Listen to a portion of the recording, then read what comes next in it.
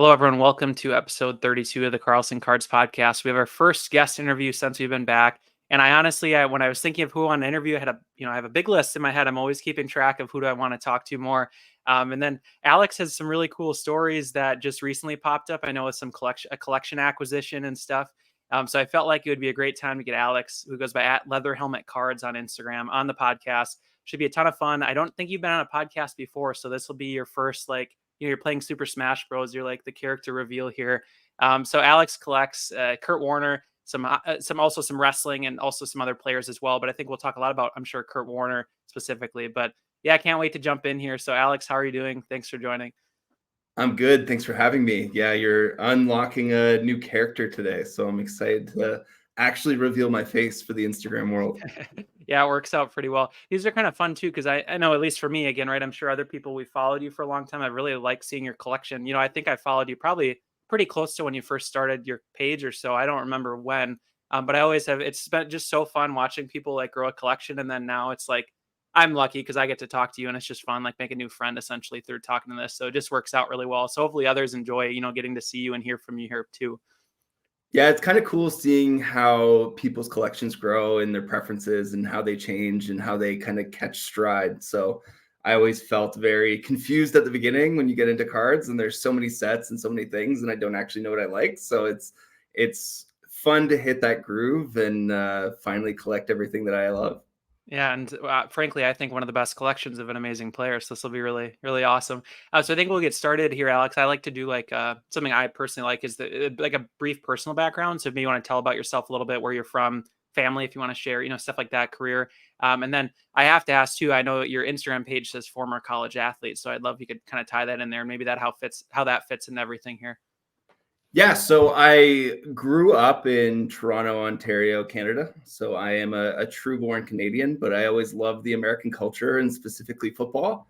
It's always a hockey culture here, and I was kind of a misfit always growing up because I was really into basketball and football and watching college football on TV and just seeing the crowds and the enthusiasm. It's just always enticed me to be focused on football, and it was kind of a deviation from my family because I grew up in a basketball family. So my dad was a basketball coach. My brother played basketball, and I played basketball for a bit, but it was really my passion was always football. So I always wanted to play football. A lot of begging parents to let me try it and let me give it a go in terms of, my mother being concerned about head injuries and things like that, which is probably fair given the number of concussions I've had in the past. But my dream was always to play college football. So I actually moved out when I was 15, 16 years old to go to Atlanta, Georgia, to a boarding school where I lived there and played high school football and ultimately got a scholarship to play. I had a number of offers. A lot were in the South, and I was looking to be closer to home.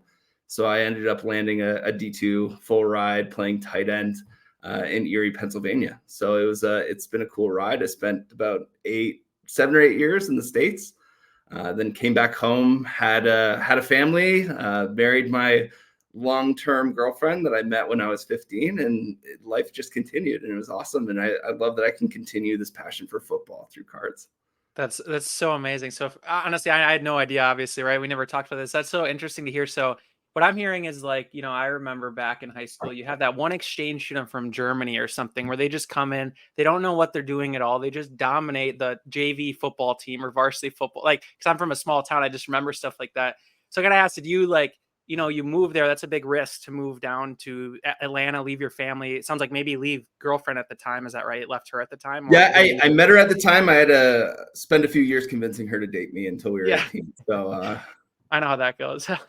So did you know you were good at football before moving down there? Or it was literally that big of a dream that you just went and said, I'm going to do whatever it takes to be decent at the sport and, essentially try to get into college, like you said, and play. yeah, I definitely was passionate about the sport, worked out like crazy, and just felt like the Canadian infrastructure for sports didn't really support my dream. Hmm. So I looked around and looked at different visas I could get in terms of going to high school and get noticed by college scouts. So that was really the excitement for me. But yeah, I grew up playing football since I was like 12 or so and was always one of the better ones on the team. I wasn't blessed with the natural ability of speed or strength or anything. So I had to really work at it. But yeah, I've always wanted to play football, and I knew that was the number one thing I wanted to accomplish. So that was the dream, and I just went all in. That's awesome. I can relate to the speed and stuff like that. I got the hype, but not much more than that. Maybe my wife hopefully offsets that with our kids. That's what I always view. She was a good athlete, so I'm like, maybe we'll have a good football player, basketball player, like you mentioned. That's Well, the kind of funny funny. thing was I was 5'8" or so going into ninth grade, and I had one of those like crazy 8-inch summers. So now I'm like 6'3", 6'4". So it definitely helped getting that scholarship by having some size on me. That's awesome. Yeah, especially tight end, I imagine. So you mentioned, again, being a football fan prior, obviously it led to that journey. Then you got to play college football. Where did cards tie into this? And also, I have to ask too, did you have an NFL team that you really supported during this time or onwards? I was just curious about that. And I'd love to hear how, like I said, cards kind of tie into all this. When did that start? Yeah, so I grew up, and my dad was actually a big collector and always collected kind of everything, like starting lineup figures that they had in the 90s, cards and whatnot. And I think our biggest jump into cards was in the 90s when I was growing up. Toronto just got a basketball team in the NBA, the Toronto Raptors and the Vancouver Grizzlies at the same time. So there was a lot of excitement around basketball, and there was just a lot of general excitement around the hobby and cards and in Toronto, given the Chicago Bulls run that was going on, and everyone was trying to get rich off PMGs and whatnot. So it really just engulfed me. I remember going to the card shop downtown Toronto. There was this massive shop with a ton of memorabilia and cards, and just looking through it, and just remember thinking like, just being in love with the aesthetic of the card. Like I get to see my favorite athlete, and the different art on the pictures of the cards just made me feel a certain way.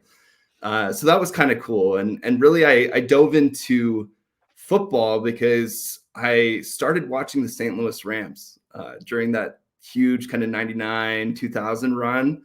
And that's where my favorite player came into play with Kurt Warner. And I learned a bit of his backstory about, going from bagging groceries and being a low level college athlete to Super Bowl league MVP,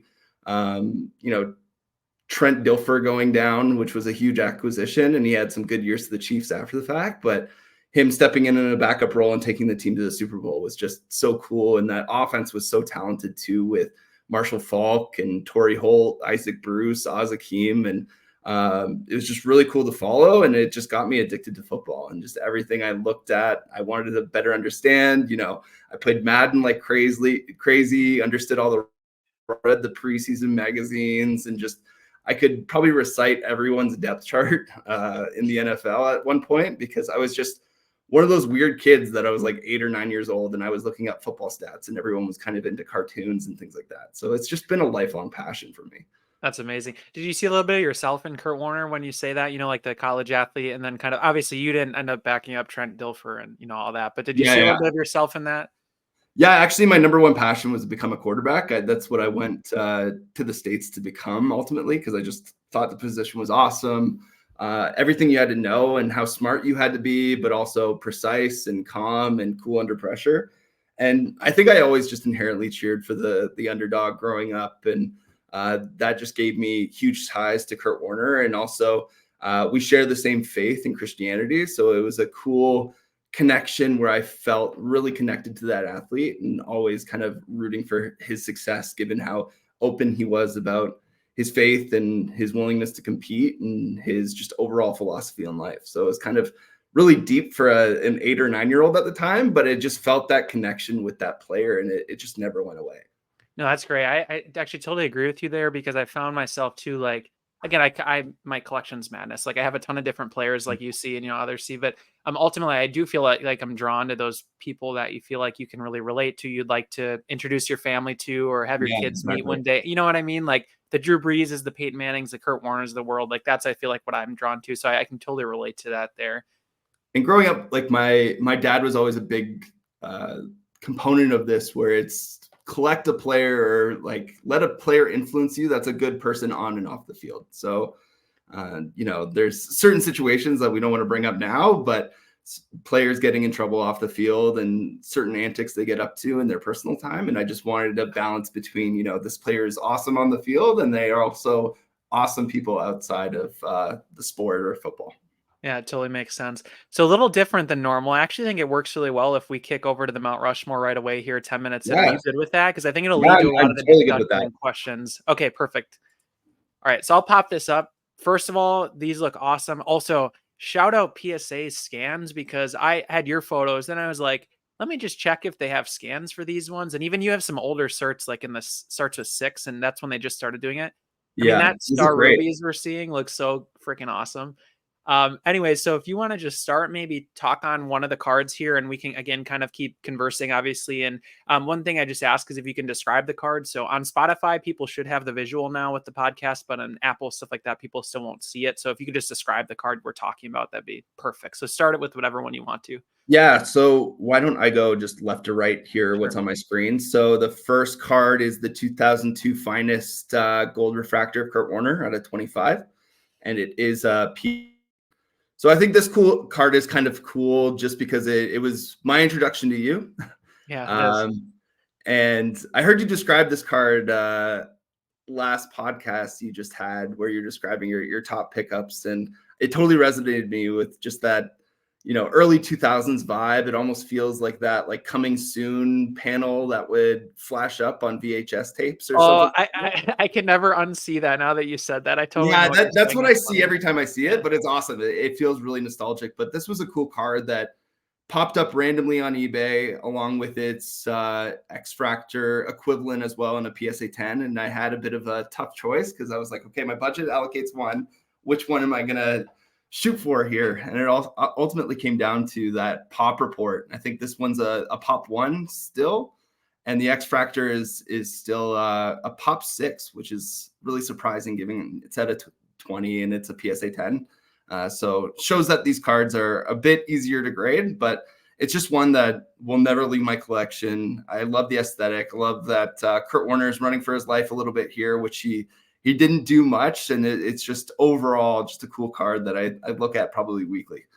I also feel like also I think the commercial thing is like coming soon to DVD and Yeah, VHS or exactly, video or something. exactly. Yeah, yeah, Um, but I also feel like with the X Factors, you mentioned the Pop 6, which I just hit a 10, so I'm so excited. That's one of yeah, them. Because I know part of this story too is like you said, I think you were already looking at it, but I definitely was messaging you saying like these popped up. Are you gonna grab any? Because I know you collect Kurt Warner. And I think part of it was I also wanted to grab maybe one, but I wanted to first defer to you. And then if you were gonna grab one, you make the decision much easier for me.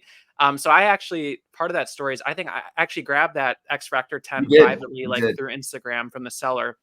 And then part of my journey with that last episode I talked about, right? Like I added the Peyton Manning from the same set. And so it was hard because I really had to look through like what could I, if there's 3 or 4 cards that I could sell that are, worth decent money that could help fund that Peyton, what would those be? And I knew again that back then you only grabbed one of them. So I remember I reached out to you and then I sold you that X Fractor, I think, for what I paid for it. And then it's funny because now it's like, what they call a boomerang card. Because now I Yeah. have that one coming back, and I love the fact that like that one's a pop 6, but you and I own the 2 of them. It's just always fun having that kind of Yeah. And relationship. I had almost instant buyer's remorse too. I was like, oh, I should have grabbed both of them. Like Yeah. there's such awesome cards, and you don't get as many chances at those types of cards. So I was like, shoot. I think I messaged you a couple times, like, hey, if you're ever gonna sell it, like please reach out first. And I thought it was cool, even researching for this podcast, that the serial numbering or the cert certificate number for the PSA is one after another too. So the individual that owned these originally had obviously graded them back to back. So I think that's a pretty cool factor here too. Yeah, that totally makes sense. Part of this I wanted to maybe ask them. Sorry, I didn't prep you on this, but I was just curious, just thinking through, um, what is the gold refractor history for Kurt Warner from your knowledge? I know I've seen him in 2000 finest. I think 2002 Bowman Chrome for sure. Obviously, here he's in finest. Does he have anything else in that range of those first couple years while he's still on the Rams? Because I know again I've seen there obviously we're going to be talking about a Cardinals card, but there's a lot of Cardinals golds later on, a couple of them, I should say. Was there anything else in this range here that you're aware of for Kurt? Yeah, so he has 2000 for sure within finest. He's actually, like, it's called Inherent Hot with Kyle Baller, Oh, and he's on the yeah. back as well. But he has his own independent card, and I think that's a cool thing of his career is that he had a bit of a resurrection with the Cardinals. So he did. A lot of people forget that he had that stint with the Giants, where they drafted Eli Manning, and he wasn't really going to be the guy, and he was really just the bridge character. But he has those gaps in his career, which is kind of cool collecting his cards, because you're not going to get those sequential years. You really have to dig in and find out, like, is he actually in this set? You know, he was replaced by Mark Bolger at one point when he broke his thumb. Mark Bolger took off and was a star for a year or two. So it's kind of interesting, just as a Kurt Warner collector, actually getting into those sets and digging through, like, what is he actually in? What can I actually acquire? And what does he have in gold? Because he doesn't have a lot of gold stuff. Yeah, and I feel like the only other players I've seen like that are super like Hall of Fame superstars, really, to me, where they have the intermittent runs, like they're broken up. It seems like the only players I can think of are defensive, where they're not. It's not that they, like you said, it's not that they didn't have a time during their career where they really played. It's just tops, obviously, at the time selected to only include, again, I collect Charles Woodson. He's only in certain years of these, right? Or Troy Polamalu comes to mind. They're not in every year in a row. They're like the quarterbacks are, which I think is kind of, like you said, almost like a fun little tidbit there. Mentioning golds here, I know you recently added a 1 of 1, which I might, if you're willing, I'll throw the image up here for people once Yeah, I for sure. edit this video. So that was added. Well, first of all, I'd love to hear if you just mention that card and talk about it. And then I want to understand and hear a little more on that collection acquisition that I know we've talked about. I talked with Prison Mike about it. Obviously, shout out Prison Mike PC, Mike's PC on Instagram. He has a great podcast with Zan, who I'm friends with as well. And he let go of his Kurt Warner stuff. And then obviously you acquired it. So I'd love to hear more about specifically that card and then the collection a little bit and kind of how that was for you. Yeah, so I don't think I've fully digested acquiring that collection yet. Like, it's one of those situations where you get, cards that would have taken you 10 years potentially to acquire holistically, and you get overnight. And it's still trying, like, there's a reason why it's not like, none of these cards are in my Mount Rushmore. It's just, I can't even believe that I own them at the processing that. The 2005 Bowman Chrome Gold is an interesting year and set, because the gold refractor is actually a 1 of 1. So if you want to do the gold run, you have to go for that 1 of 1, or there's no point, right? So it's actually funny, because I had just purchased the Sean Alexander 1 of 1 a few months ago from Pac Nicholson, who's getting rid of some Sean Alexander stuff to acquire some bigger, I believe, LeBron James cards at the time. And then I never thought I'd own the Kurt Warner one, because Prison Mike owned it and Brian owned it. And I was like, okay, well, I just have to accept the fact that I'm never going to have the Bowman Chrome run. And I remember I was actually landing from a work trip, and I just opened my phone, and it was an Instagram DM from him. And I think it started with, "Hey, today's your lucky day." And I was like, okay, well, It's funny because usually it's a scam when they say that, but this was a legitimate, like, okay, yeah, you're really exactly. I excited. was like, okay, why is it my lucky day? And then he just wants to focus on a different segment of his PC, and wanted his Kurt Warner collection to go to a true Kurt Warner collector. So we worked out a deal, and it was super easy, just kind of sifting through what he had versus what I had, and kind of reconciling and making sure that I got all the best cards that he had, to make sure that I obtained them before they went to open market. But no, I'm super happy with that collection. I'm still kind of sorting through, getting the PSA order submitted for some of the raw stuff. And I've posted some on his Instagram at this point too, the Star Rubies and the 1 of 1 Gold Refractor. And I'm excited just to share that more as the days go on, because I just love posting cards on Instagram and just discussing my personal collection. That's amazing. I think it's awesome. Like Mike's a guy to me, or where like it seems like to me, right, where you have a collection like that, and I totally get it. How much effort, like I'm sure you're aware of, it probably took him to get that all together.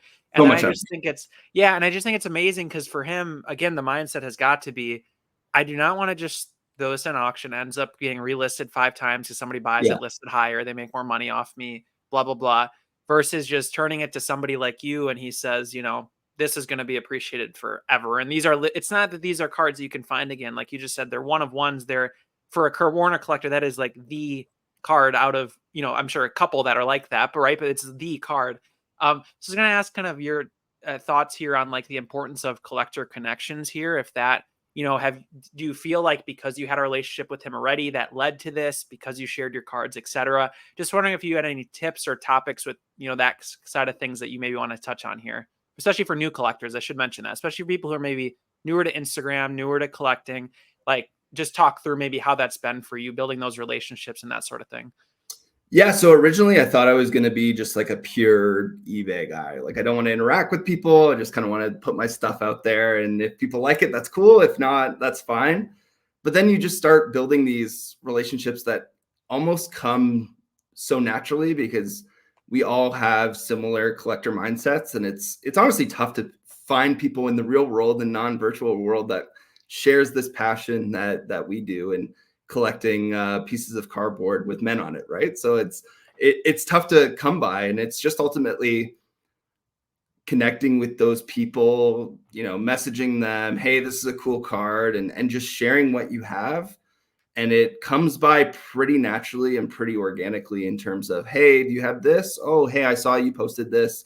Would you want this? Or things like that. And you just start thinking of these people, and it almost segments in your brain, like those different collections and cards you see on eBay or see it in your stories or whatnot, and be like, oh, I know someone who might be interested in that. And I see the relationships too as a really two-way street. Like if you start putting yourself out there, like, hey, I saw this card. If you're interested in it, just got listed on eBay, or someone might flag something for you. And I remember, I think it was about like 3 months ago when I felt like I turned the corner on Instagram, when people would reach out to me like, hey, I saw this Sean Alexander card. Have you seen it? Or, hey, I saw this Kurt Warner card. It would be awesome in your collection.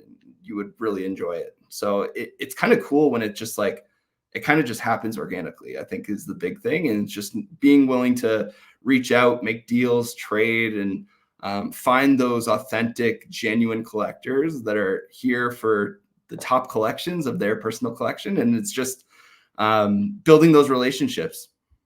Do you feel like it took some time for you? Because I feel like I'm just thinking back, and I've heard someone mention this recently, where it's almost like there's this, um, frankly, I don't know what the word is, but it's like this echelon of like these collectors on Instagram. Like I remember when I first started, there was all these people I would follow, and oh man, I wish they just messaged me back, right? All these different things. I felt like it was hard to break into this like collector sphere, if that makes sense. I don't know how to explain it. And then and again, maybe you found it similar. I ended up just starting collecting and sharing my cards. And then it, like you said, almost organically, it just starts to flow and happen versus I felt like, again, when I'm a, 22-year-old kid just starting out in this, I'm trying to message all these people, ask these questions just to ask, like it felt so difficult to make relationships. And then I started just collecting and sharing, and then it ended up happening naturally. Was that pretty similar to you? It already sounds like it, but I was just curious if we could touch on that. Yeah, Maybe the I think you timeline. you summarized it eloquently. That's exactly how I felt. Like, hey, I'd reach out to this person or comment on a photo or try to like almost try too hard to some extent. Mhm. And then it just wasn't sticking. And I was like, okay, maybe I don't know the space, or maybe I'm coming off as ignorant to the hobby, or I don't know, because I'm rather new at this. So I kind of just took a pivot, and okay, I'm just gonna share my stuff and share what I acquire, and see what happens. If it sticks, it doesn't. If not, like I have a library of all my cards, and it's cool just to have that Instagram page of seeing your growth and seeing what you've acquired in your collection. Yeah, that makes sense. I feel like one last part about this. I feel like part of it too is I feel like a lot of collectors who have been around a while, I've noticed I wouldn't consider myself that. I've been collecting for like 3, 4 years, but I feel like people are pretty skeptical as well, right? They got to Yeah. see you mean it when you're collecting cards. You're actually here to stay. You like you said, take the time to learn and stuff like that. Like I feel like because we're used to so many scams in that 2020, 2021 time frame where it's hard not to still be in that mindset. I feel like, again, I don't know, not for myself, but I just feel like that's what others feel too. But And it's um, funny because I'm a risk management professional as well. So I have the same feeling about other people in terms of yeah, like doing deals on Instagram, and want like a level of authentic relationship there before I just send PayPal money to a stranger that I don't know for a piece of cardboard.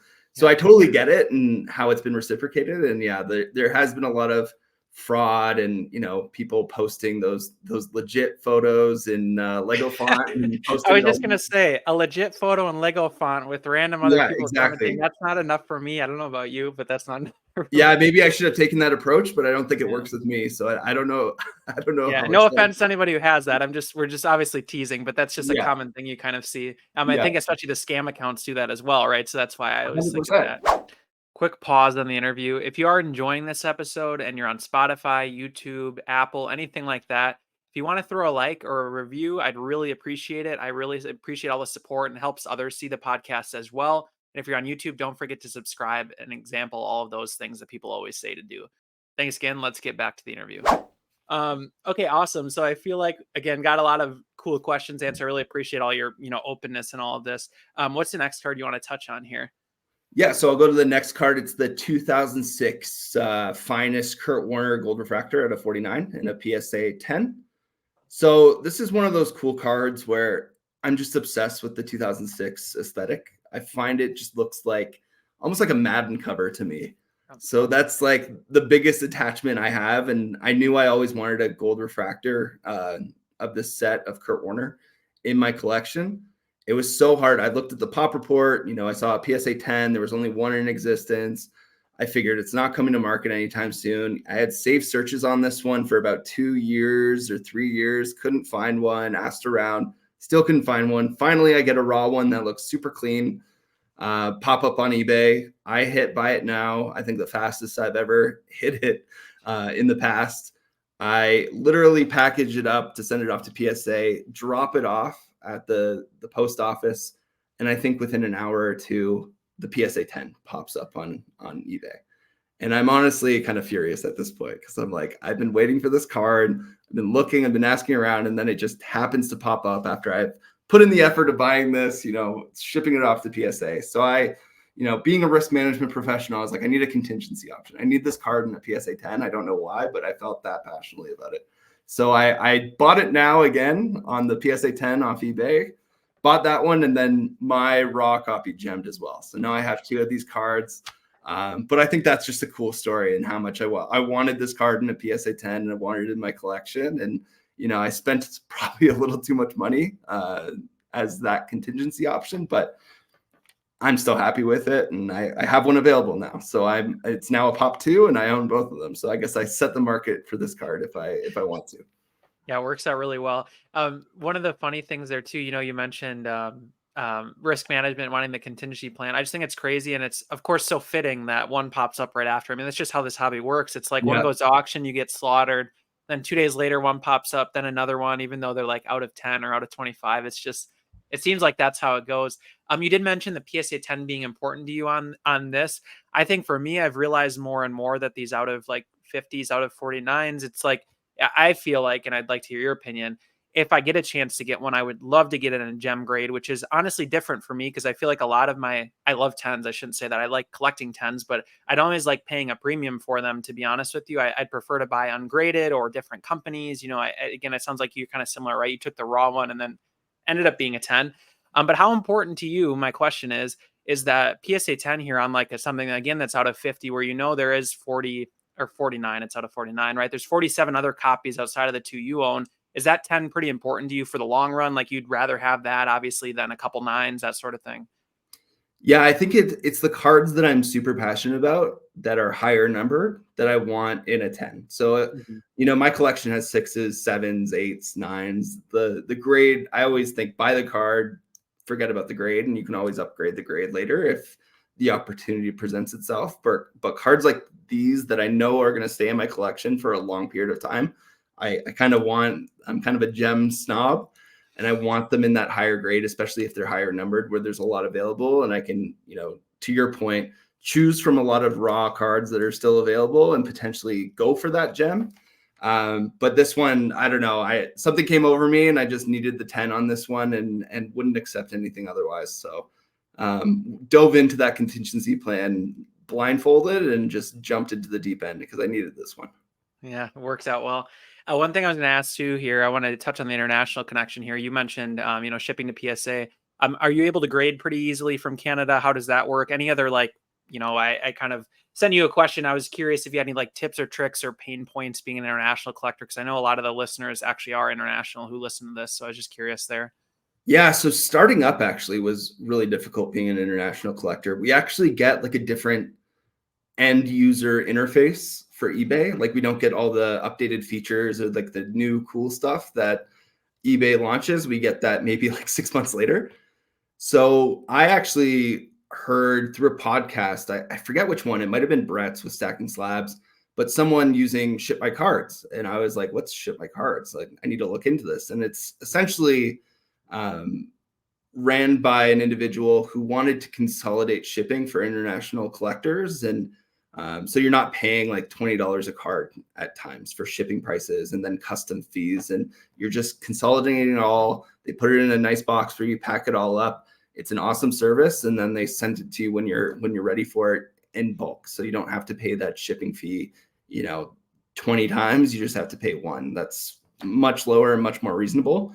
So I don't think I could have acquired the collection that I have today without that service. Because honestly, like shipping and customs fees and all those different things, it's just a waste on the card, like money that I can spend on cards versus spending it on kind of administrative fees. So that's a big thing. Grading with PSA is not difficult from Canada. It's just a little bit of education when you're filling out custom forms that, I'm sending this thing away. I'm not actually selling it. It's coming back to me, and explaining that to post office workers who are not as familiar with PSA or what it is or what collectibles are. So it's always a conversation when I drop things off, but it's pretty simplified, and PSA ships directly to my home. So never had issues with that. I think the shipping's a little bit more expensive, but my excitement for the cards returning from being subs always outweighs like the 20 or 30 extra dollars that it takes to ship directly to my door. So I always jump at that. Yeah, makes sense. Those post office workers are thinking, wait, you pay $15 or $20 to put plastic around your cards. What the hell Yeah. is wrong with you? How does Yeah, that make exactly. any sense? And they're always confused that it's coming back to me. Like, it's not a Yeah. transaction. It's not a sale. Like, they're authenticating it. They're slabbing it. And they're like, what are you talking about? So it's always a fun, explaining like I'm 5 or Sesame Street version of what we do here. The Reddit ELI5 or whatever. Yeah, exactly. Yeah. Exactly. Awesome. So what's the third card here? I got to say too, by the way, before we get into this, this thing looks absolutely awesome from the visual. If you are only listening, this is one I would mention worth looking at if you go on Alex's Instagram for sure. Yeah, this one's super cool. So this is the 2000 Skybox, the bomb Kurt Warner Star Rubies. So it's at a 50. And for those that care, I think it's kind of a cool feature, but it wasn't something I was super dependent on. But it's 13 out of 50. So it is his jersey number card as well.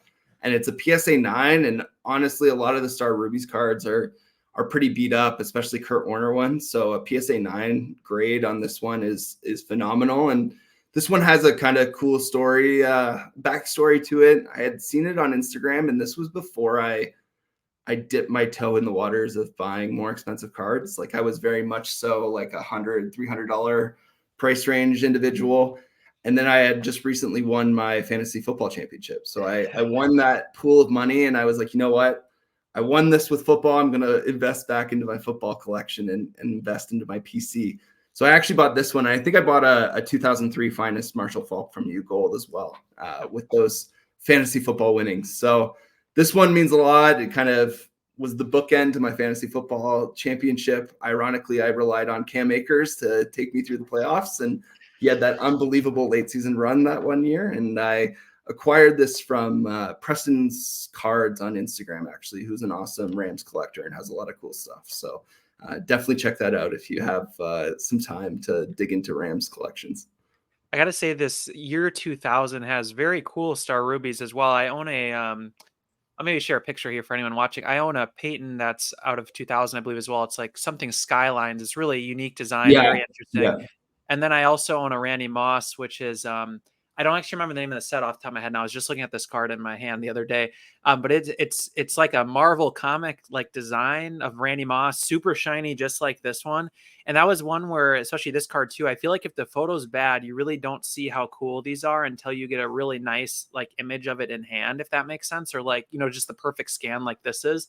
And I gotta say is too, mine is a PSA 6 and 7. So you mentioning a 9 here. I mean, again, I think that's an incredible, that's as good as a 10 in my book. I mean, on these, that's just nuts. But yeah, this one is one of my favorite cards for sure. Like, the photos don't even do it justice in terms of how it shines in the light. And it's another one of those cards that will probably just go in the coffin with me when I leave this earth, because I just can't let it go, and it's just means a lot to me. Final question on this one too. He doesn't have any other. Oh, he only has one other Star Rubies, which I think he just added, right? Those are the only two, I believe. Okay. So he has the Skyline one as well. So I've been looking. Oh, I didn't know that. Okay. Yeah, so he has one. I actually wasn't aware. I did some digging on it recently. I think it's available on eBay right now. Maybe a little too much for my budget at this point, but he does have one of those. I still have to dig in more on these earlier sets because I feel like I'm really familiar with like the 2002 to 2009 range of years on Kurt Warner, but I'm less familiar with anything prior to that. So I've picked up a few cool Kurt Warners from 2000, but definitely need to do a bit more of a deep dive to educate myself. And it's kind of cool because Brian, Prison Mike's PC, also knows a lot about Kurt Warner cards. So I always pick his brain in terms of, hey, what do you think about this? What do you think about this price? Like, what are you seeing on this condition based on what you've seen in the past? And he's been really helpful in terms of being a bit of my North Star for the early years, Kurt Warner, to educate myself. That's funny. Also, you just said Brian. I called him Mike earlier. Just remember that. Sorry, Brian. Prison Mike's PC, just call him Mike. Anyway, so what is the last card here you want to share on your Mount Rushmore? Yeah, so this is one I actually acquired this year. I believe it's from, so it's Jamie Wallace, I believe it's Axel Foley 13 PC on Instagram. So it's funny because he's from, I believe, Buffalo, New York, and he collects a lot of players that were influential in my childhood. And I think it's just that Toronto Buffalo connection a little bit. Like I know he's a Toronto Maple Leafs fan, collects Austin Matthews, collects like Torrey Holt, and it was probably a connection that we just probably had the same cable TV growing up and we had similar channels and things were on at the same time. But this was a wrestler I followed in the 90s. And honestly, I never thought in my entire life I would ever collect wrestling cards, if I'm being completely honest. I followed it when I was a kid really closely. And then I think during COVID, like I was just listening to podcasts about cards. And I know Brett is probably guilty of transitioning me into wrestling, and maybe my wife can blame him as well. But listening to a lot of people who are passionate about wrestling cards, and it was, you know, Drake's PC, Adam Gelman on Instagram has a really good page and really a lot of information on his page too. And I kind of just started looking around, you know, is this something I would want to collect? And there was just a lot of nostalgia and a lot of great photographs in the wrestling card space. And the pricing was the phenomenal part too, where, you know, I could get the best card of my favorite wrestler and it would be, you know, a tenth of the price of a really nice football card.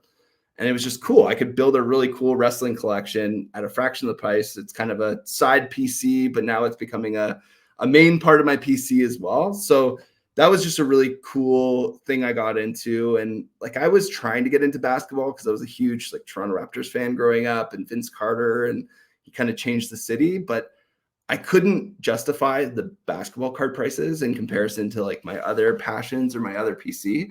Like I remember seeing a 2000 finest Vince Carter out of 100 versus a 2000 finest Kurt Warner out of 100, both PSA 10s. And it was like 15x the price. And I just couldn't justify that. I was like, I'd rather grab a ton of Kurt Warners that I love versus this one basketball card. So that's kind of what wrestling is for me now. Sting was my favorite wrestler growing up.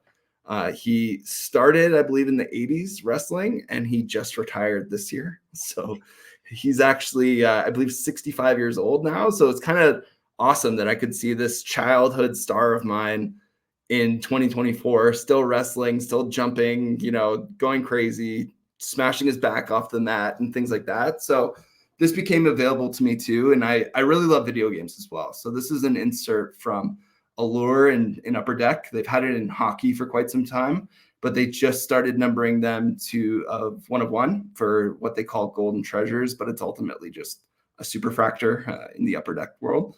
And I thought this was an awesome combination of my passion for, you know, cards, wrestling, and video games all kind of fusing together into one card, and something that, again, I probably look at this one on a weekly basis and pull it out, and it just makes me happy to look at and just reminds me of why I'm passionate about all those three things. So it's just a cool, maybe it's not my favorite wrestling card. I don't know. It was tough to pick one, but it is one that kind of just feels like a end-to-end view of my personality and what I'm passionate about in life. That's amazing. I'm waiting for a Master Chief to come out like this. That would be so cool from Halo, something like that. That's Yeah, just super okay. amazing. I love that card. That's really interesting. And like you said, the connection to hockey is really cool because, like, you sounds like you were already familiar with the insert, and then all of a sudden they have it in wrestling. I'm sure you were thrilled when that happened. Yeah. Well, it's funny, when I was exploring cards and trying to figure out, like, what do I want to collect? What's my passion here? Like, hockey was top of mind because everyone collects hockey cards in Canada. And I just like didn't feel that gravitation towards it. But I thought the cards looked cool. But then I started digging into like football and wrestling. And the big narrative is like, no one collects football. You shouldn't collect football. You're wasting your money. But I just kind of at some point didn't care and wanted to start pursuing these passions. And I wanted a PC that I was proud of and I cared about versus what other people thought. So that's really what kicked us off and got me rolling in this space.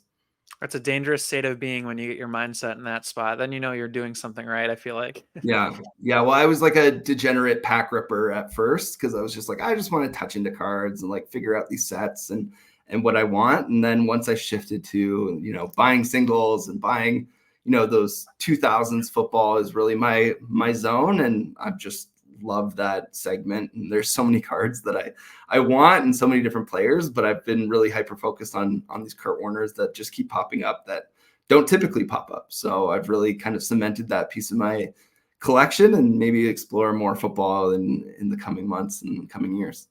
Awesome. So, Alex, I did this in the past. I think I'll keep doing this as the fast five here at the end. So they're basically 5 quick questions, stuff I thought of while we were talking.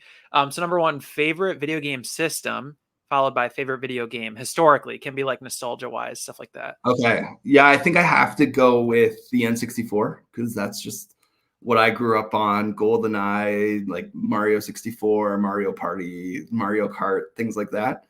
And I would probably have to go with I'm a big Legend of Zelda fan. So the Ocarina of Time was one of my favorite games of all time. It's kind of like the first open world where you could explore and learn more about the world, and it was super cool. So Is that the one with the golden cartridge, or that's the second game? Do you know what I'm talking about? Like the one is the they do have a collector's version of that. Okay, same one. Yeah, so they have both, but it's cool too because I have 3 kids and I've got to pass on this passion of like video games and things I grew up on to them, and they really enjoy it too. So it's cool that they want to play these games with me now, and I feel super old, but also it's really nostalgic and enjoyable with them.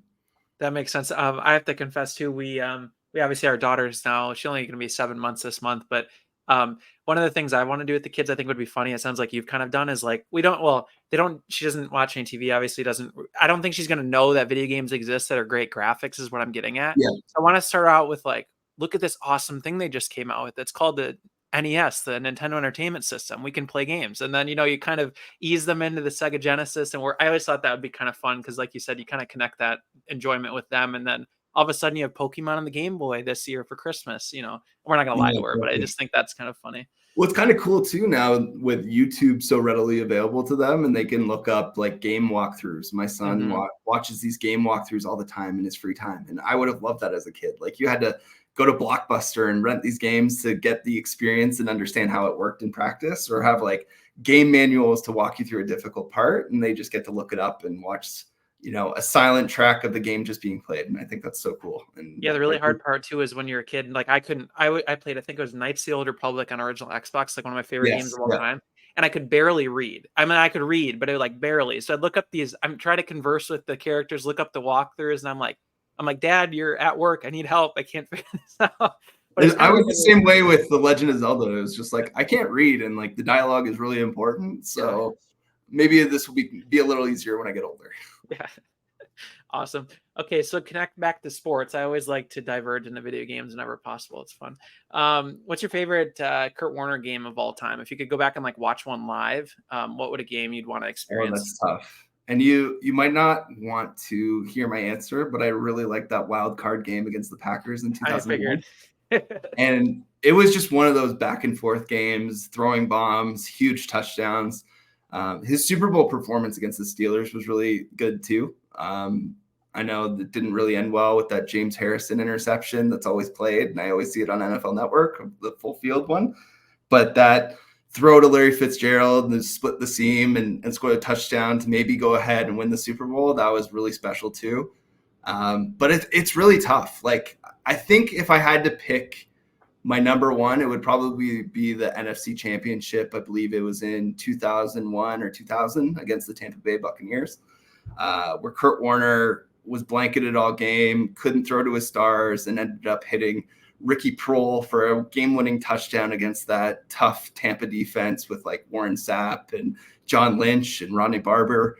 and to win the game. And I think Ricky Prohl had like 4 catches the whole season, and he caught the game winner. So I thought that's probably the one that I remember the most. But there's so many cool ones with cool comebacks and back and forths with really great quarterbacks. Awesome. So next question, you mentioned Fitzgerald, a great teammate of Kurt Warner. If in the future you complete your Kurt PC and let's say magically you have to now collect another football player, is there a specific teammate of his that you think you'd be drawn to the most? I know you already mentioned Falk. I think you have a couple cards for him, but is there any other teammates that you'd really be drawn to? Yeah, so that's tough too, because I think Marshall Falk was obviously, I've acquired a couple of his. He was an awesome dual threat back who could run, catch, and really extended that offense. The greatest show on turf with the Rams.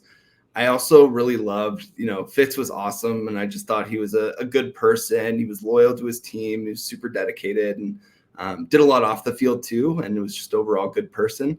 And I also really liked like the Isaac Bruces, the Torrey Holtz, and the Anquan Boldens, those kind of second tier to Larry Fitzgerald from my perspective, and how much they benefited from one another. And it honestly reminded me of the Colts growing up as well, with like Marvin Harrison and Reggie Wayne. Like those teams just were always in sync. The quarterback always knew where the receivers were going to be, and they always ended up with the ball going deep, right? So it was just probably those kind of 4 players come top of mind. Awesome. Okay, and then final question. What is the number 1 favorite fast food restaurant of a Canadian named Alex? What do we got here? Fast food in Canada? Yeah. That's tough to say. Honestly, I'm a US fast food junkie. Like all the equivalents that are in the US kind of suck here, like Taco Bell, and like there's no value meals here. And it's honestly the biggest thing I've struggled with moving back to Canada after spending university in the States, is finding good places for fast food. So I'm going to defer and say the US it trumps Canada when it comes to fast food and the variety and the quality, I would say, of the fast food. That's amazing. You listed a couple I like that works out well. I really like in the South, like Zaxby's and like Sonic and things like that. And they just don't have those here. Chick-fil-A, they have some Chick-fil-A's. I think there's 5 in the entire country. You guys are too healthy, man. I know. They don't understand. I remember people talking here during COVID, like, oh, this is going to be like the death of the buffet. Like no one's ever going to go to a buffet because of the germs, and it's not going to be. And I was like, you guys have not been to the US. Like the Golden Corral people are never going to die out. They're always going to exist. So yeah, the all day, that's a whole vacation day, is just sitting there. 100%. 100%. Awesome, Alex. So thanks so much for joining. That was super, super fun. If you guys are listening and do not follow Alex, go do so. Maybe message him, tell him what you liked. If you have any questions from the interview. And yeah, again, just really appreciate it. Thanks for doing this, Alex. Thanks for having me. I really enjoyed it today.